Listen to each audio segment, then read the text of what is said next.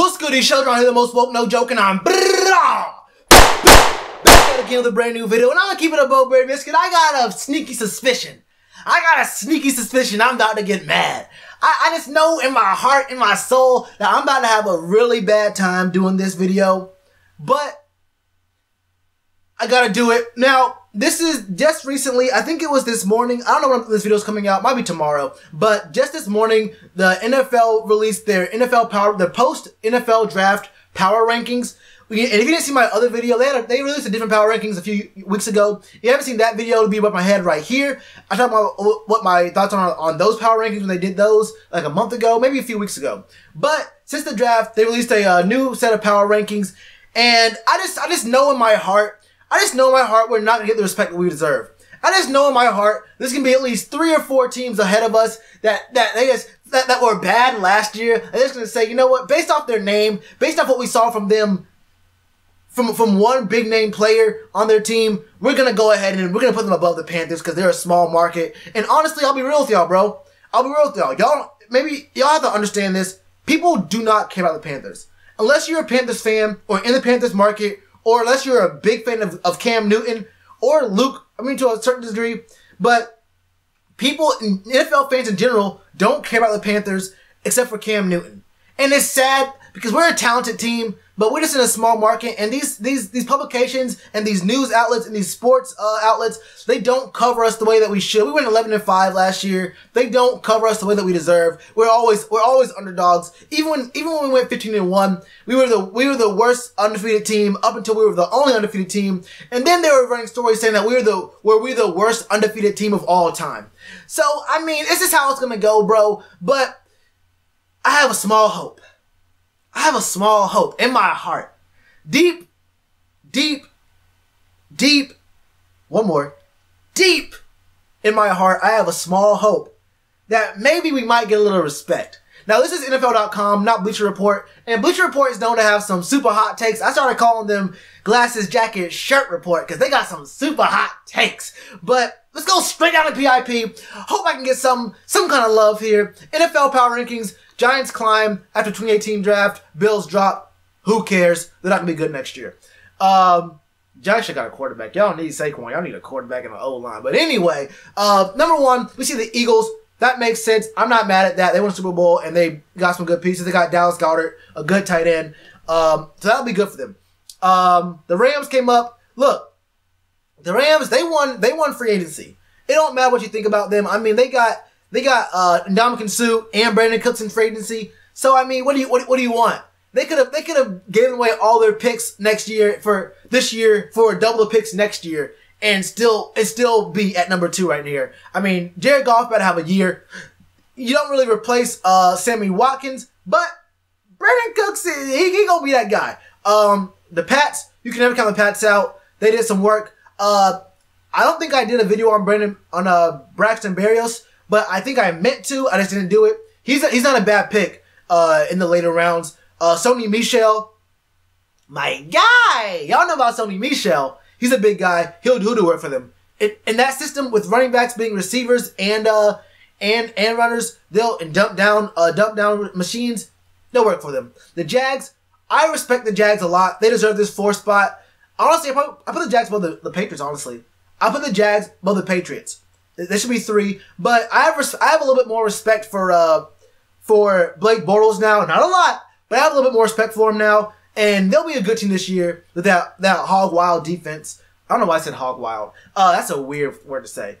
Vikings, they got Kirk Cousins in the free agency, and they got some good picks. Terrence Newman's back, so I think they'll still be good. The Saints, look, they swept us last year. I don't have a problem with the Saints being above us. Now, I know as a divisional foes, you would be like, no, we're better than everyone in the division. Look, man, I have no problem with the Saints being above us. What I do have a problem with is the Falcons being at number 7. Is Steve Sarkisian still their offensive coordinator because this man couldn't get Julio Jones touchdowns? Are you telling me the man who couldn't get Julio Jones a consensus top 3? Some say he's top 2. Some say he's number 1. Wide receiver in the league couldn't get touchdowns. You got him yards. He'll always get yards, but he couldn't get him touchdowns. Bro, Sarkisian's still there. They're not number 7. They only got one spot got one round higher than us in the playoffs because we had to face the Saints in a game that we should have won. It came to the very, very, very last play, which was set up by Mike Adams? A Mike Adams 4th down interception against Drew Brees, which brought the ball 20 yards further away from the end zone than if he just would have swatted it down. Which, oh, come on, bro. You oldest. That's dementia, bro. Anyway, then it came down to a DPI that wasn't called when the Saints hacked the hell out of Devin Funchess, and the O-line did not help us in that very last play. It came down to the last second against the Saints, but okay. And then number 8, the Steelers. Bro, the Steelers number 8, word.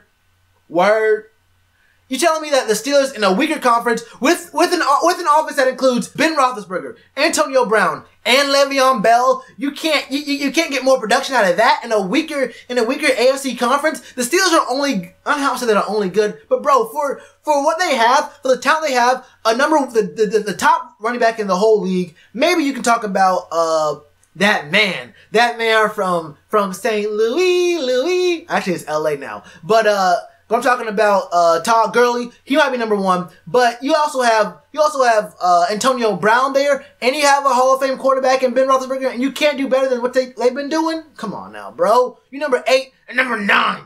Number 9, the Packers. Did the Packers make the Super Bowl? They made the playoffs last year.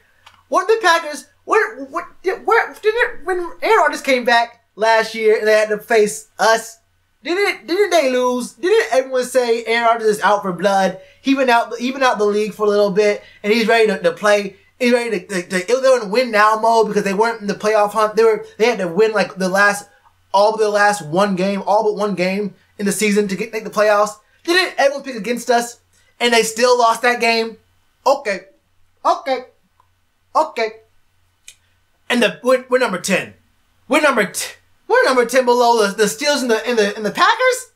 We went 11-5, bro. We don't get no respect. First off, we get no respect, bro. We pick up DJ Moore, right? We get Rashawn Golden, bro. We have Ian Thomas, but we're number 10. 10 isn't low. Look, I don't want to sound like I don't appreciate this. 10 isn't low, but it sure ain't where we deserve. We deserve number 8, bro. And honestly, I mean, the Falcons. Look, they got Calvin Ridley. We understand that. Oh, they got Isaiah Oliver, too. Okay, they got Isaiah Oliver. We'll talk about it. We'll talk about it later. In a different video, I'm going to go over how all the NFC South stacks up post-draft and how I see us relating to all of them. We'll talk about that later, my guy. But we don't deserve number 10. Number 8 at the lowest with the Steelers and the who again? And the Packers? Aaron Rodgers was good 9 years. He had a Super Bowl 9 years ago, and he's a god now. This man has one of the, whatever, man. I don't want to even talk about it, bro. Chargers number 11, Texans 12. I believe in both of those. Titans. The Niners at 15. They could be a little bit higher. They're going to be good this year. Lions, Chiefs, Raiders, Bills at 20. Bucks at 21. That's higher than I thought. Boys, Skins, Bears, Giants, Broncos, Cards, Bengals, Jets. Dolphins at 30. That's tough. And they got, who they get? They got Derwin, didn't they? Did they get Derwin? I think so. No, they got Minka. Yeah, they got Minka. That's a good pick. Browns and Colts. That's tough. The Colts pick number 32 below the Browns. But yeah, man, we should not be number 10, bro. Panthers should be at least 8, maybe even 7 above the Falcons, depending on how you feel about Calvin Ridley versus DJ Moore. There's no way I know how you feel about Isaiah Oliver versus Dante Jackson. Anyway, man, I don't know how I feel about this, so what do y'all feel about this list, bro? Let me know in the comments below, or let me know at my Twitter, at Sheltron, same with the channel name, bro. Let me know. Either one. You can DM me, you can send me a tweet, you can hit me with a follow. Let me know, man. Y'all already know, dude, that like button. I got a button right here to subscribe, button right here for to watch more videos. Namaste. Back sooner than you think.